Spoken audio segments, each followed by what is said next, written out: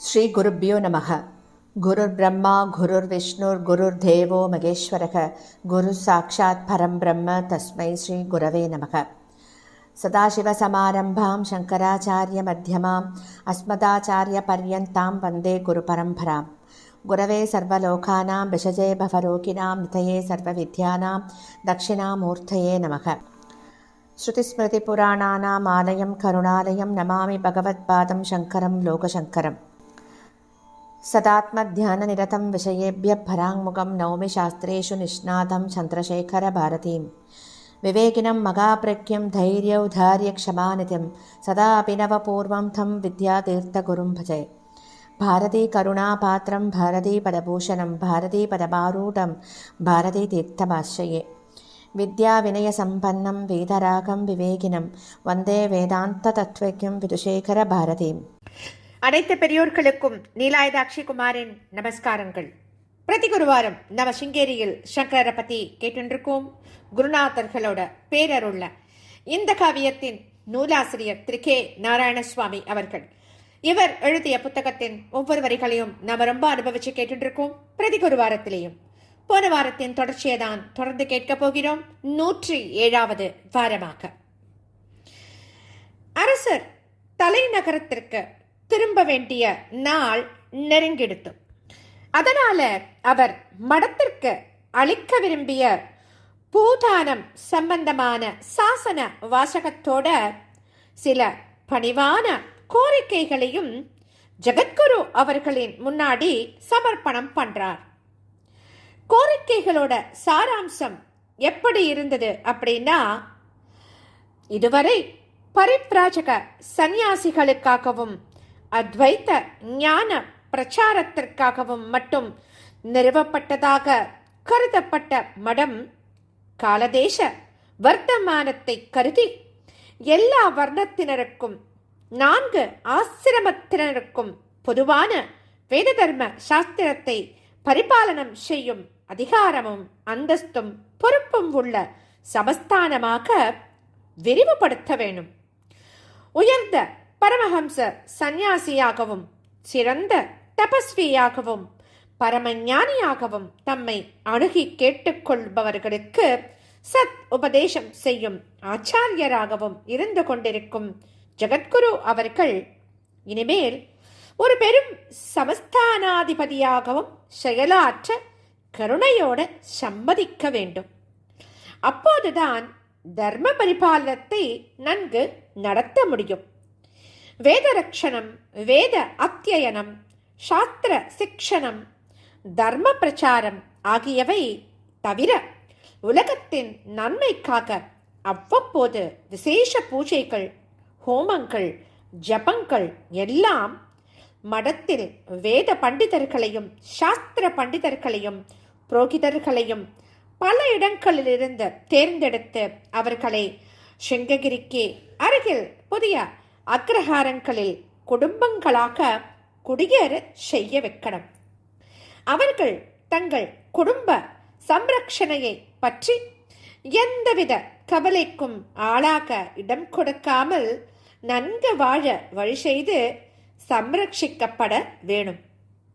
இந்த காரியங்களுக்காக நிதி வசதி தானாகவே ஏற்படுவதற்காக அரசாங்கம் சில நிபந்தங்களை ஏற்படுத்த உத்தேசம் பண்ணியிருக்கு.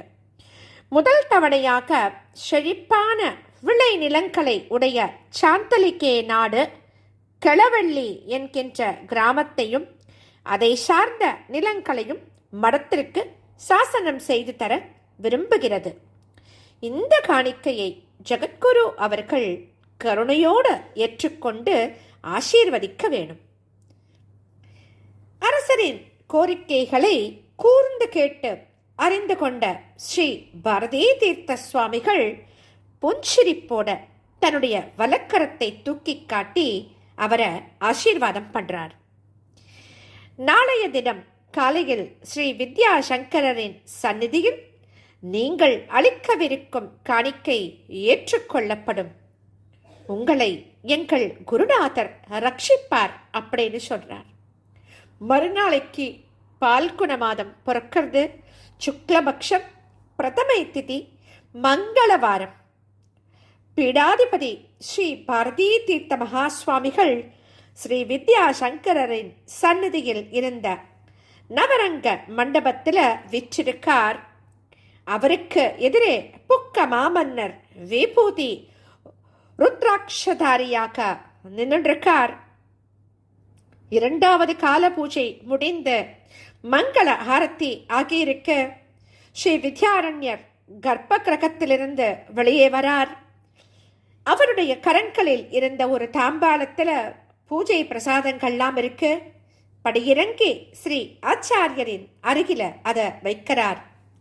பிறகு மீண்டும் படியேறி சென்று கர்ப்ப கிரகத்திலிருந்து ஒரு பெரிய மரத்தட்டை எடுத்துண்டு வரார்.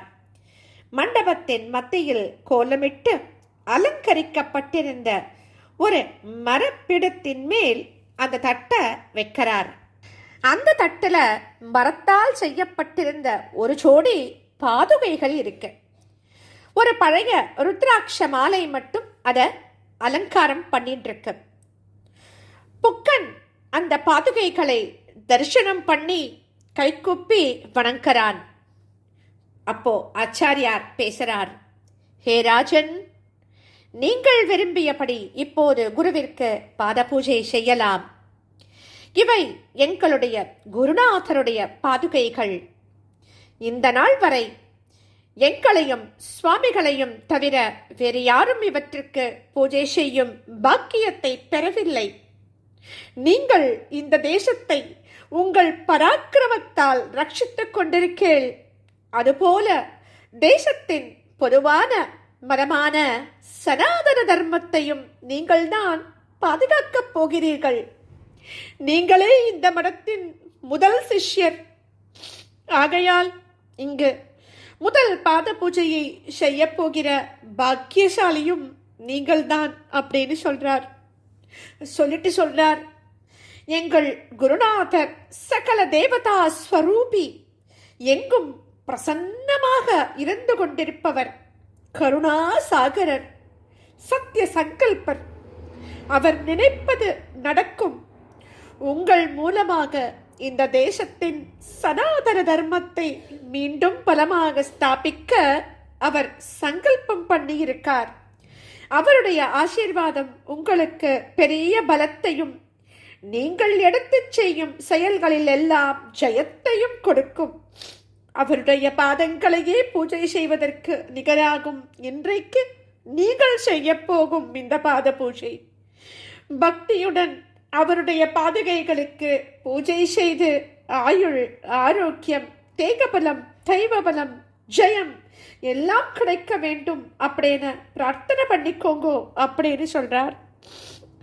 புக்க மன்னர் சாஷ்டாங்கமாக நமஸ்காரம் செஞ்சுட்டு பாத பூஜையை செய்வதற்காக பக்தியோட அமர்ந்துக்கிறார். ஸ்ரீ ஜெகத்குரு பார்த்து கொண்டிருக்க ஸ்ரீ வித்யாரண்யர் ஒரு புரோகிதரின் ஸ்தானத்தில் அமர்ந்துண்டு அந்த பூஜையை நடத்தி வைக்கிறார். சம்பிரமமாக ஆவாகனம், ஆசனம், பாத்தியம், அர்க்கியம், ஆச்சமனம் அப்படின்னு தொடங்கி அந்த பூஜை பசும்பால், தயிர், பஞ்சாமிர்தம் முதலிய அபிஷேகங்கள், காஷாய வஸ்திர சமர்ப்பணம், சந்தனம், அக்ஷதை, புஷ்பம் முதலிய அலங்காரங்களுடன் நடக்கிறது. மன்னர் புதிய ருத்ராட்ச மாலையை சூட்டிவிட்டு பில்வ பத்திரங்கள், துளசி தலங்கள் ஆகியவற்றால அர்ச்சனை பண்றார். மகாவிஷ்ணுவின் தேர்ந்தெடுக்கப்பட்ட சதுர்விம்சதி நாமாக்களான கேசவ, நாராயண, மாதவ, கோவிந்த, விஷ்ணு, மதுசூதன இவற்றையெல்லாம் சொல்லி துளசி தலங்களினால் அர்ச்சனை. பிறகு பரமேஸ்வரரின் வாமதேவ, ஜேஷ்ட, சிரேஷ்ட, ருத்ர, கால, கலவிகரண, பலவிகரண, பல பலப்பிரமதன, சர்வபூத தமன, மனோன்மன ஆகிய வேதோக்த ஏகாதச ருத்ர நாமாக்களோட சத்யோஜாத, வாமதேவ, அகோர, தத்புருஷ, ஈசான ஆகிய பஞ்சருத்ர நாமாக்களோட வில்வார்ச்சனை. அதற்கு பின்னாடி தூப தீப நைவேத்தியங்கள், நாளிகேர கண்டத்வயங்கள், பலவித பழங்கள் நைவேத்தியம் செய்யப்படுறது. கடைசியில மங்கள ஆரத்தி, சத்திர சாமர உபசாரங்கள், பிரதட்சிண நமஸ்காரங்களுடன் பூஜை நிறைவேறியது. மன்னர் பாதுகைகளையும் ஸ்ரீ பாரதி தீர்த்த சுவாமிகளையும் ஸ்ரீ வித்யாரண்ய சுவாமிகளையும் சேர்த்து வலம் வந்து நமஸ்காரம் பண்றார். ஸ்ரீ ஆச்சாரியர் அதை மௌனமாக அங்கீகாரம் பண்ணிக்கிறார். பிறகு ஸ்ரீ ஆச்சாரியருக்கும் மற்ற யதிகளுக்கும் பிக்ஷைக்காக தானிய வகைகளையும் காய்கறி வகைகளையும் பழ வகைகளையும் சமர்ப்பணம் பண்றார் மன்னர். மறுபடியும் சாஷ்டாங்க நமஸ்காரம் செய்து எழுந்தபோது ஸ்ரீ ஆச்சாரியர் சுட்டி காட்டிய ஆசனத்துல அமர்ந்துக்கிறார். அது அவருக்கு அருகிலேயே இருந்தது. ஸ்ரீ பாரதி தீர்த்த மகா சுவாமிகள் எப்போதும் போல மதுரமான குரல்ல பிரியமா பேசுறார். ராஜன், நாங்கள் விரும்பியபடி இங்கு 15 நாட்கள் தங்கினீர்கள். இந்த தேசத்தின் எதிர்காலத்தை பற்றியும் பாதுகாப்பை பற்றியும் பேசினோம். பிரஜைகளின் நலனை பற்றியும் சனாதன தர்மத்தை காப்பாற்றுவதை பற்றியும் அதை மீண்டும் ஜனங்களிடையே ஸ்தாபிப்பது பற்றியும் பேசினோம். சில தீர்மானங்களுக்கும் வந்தோம். பொதுவாக நீங்கள் சமர்ப்பித்த கோரிக்கைகளையும் ஏற்றுக்கொள்கிறோம். உங்களுடைய பூமி தானத்தின் உத்தேசம் உத்தமமானது. அதை எங்கள் குருநாதரிடம் நீங்கள் சமர்ப்பிக்கலாம். அதற்கு முன் தான சாசனத்தின் வாசகத்துல ஒரே ஒரு திருத்தம் செய்யணும். அதை செஞ்சு விட்டேன் அப்படின்னா சமர்ப்பித்து விடலாம் அப்படின்னு சொல்றார். மன்னர் சொல்றார், ஆச்சாரியர் உத்தரவு எப்படியோ அப்படியே செய்கிறோம் அப்படின்னு சொல்றார்.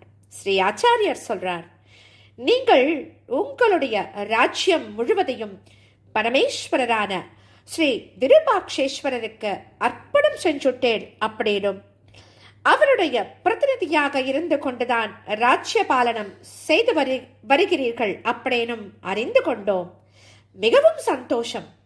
இந்த தான சாசனத்துல கூட அதில் பதிக்கப்பட்டுள்ள முத்திரையில் விருபாட்ச அப்படிங்கிற பெயர்தான் இருக்கு.